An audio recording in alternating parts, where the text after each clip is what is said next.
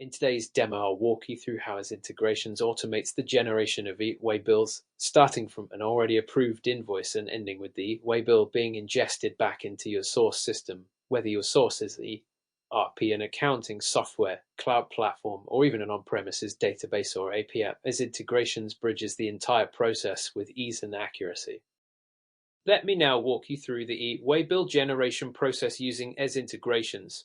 The first step involves retrieving critical invoice metadata, specifically the invoice reference number, digital signature, and QR code from previously approved invoices. These records are fetched directly from the source system, which could be from your API, accounting platform, or database.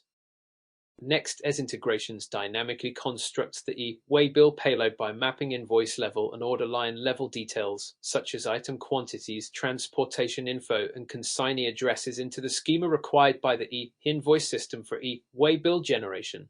Once the payload is sent to the government's e-invoice portal through eZintegrations, we receive response in real time that includes the generated e-waybill number along with transport, validity, vehicle details, and linkage to the original order and order lines. Let me now show you the live demo in this setup. The source system is a database where I've joined multiple relational tables to construct the complete invoice, including dispatch, shipping, and item level details.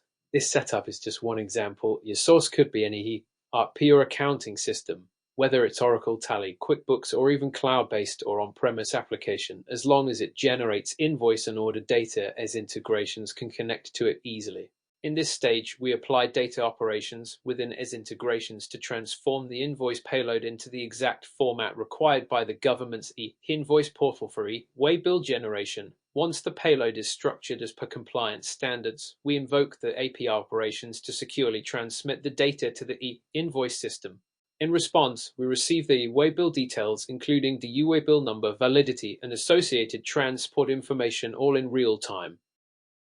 Let's move to step 3, our final step, configuring the target system. In this step, I've configured the target as database, but this can be any system of your choice, whether it's an ERP platform, an accounting software, or cloud or on-premises application accessed via API or direct database integration. And once the target system is configured, you simply give your integration bridge a name, add a brief description, set the desired schedule, whether it's real-time or periodic, and click Save. From that point on, eZintegrations takes care of the rest once you start the service, ensuring e-waybill data is continuously and reliably synchronized to your target system, all without manual intervention. Let's now switch to the target system and validate the data ingestion. As you can see, the waybill details, including the e-waybill number, validity, and date have been successfully captured against the invoice reference number and stored, confirming the end-to-end automation.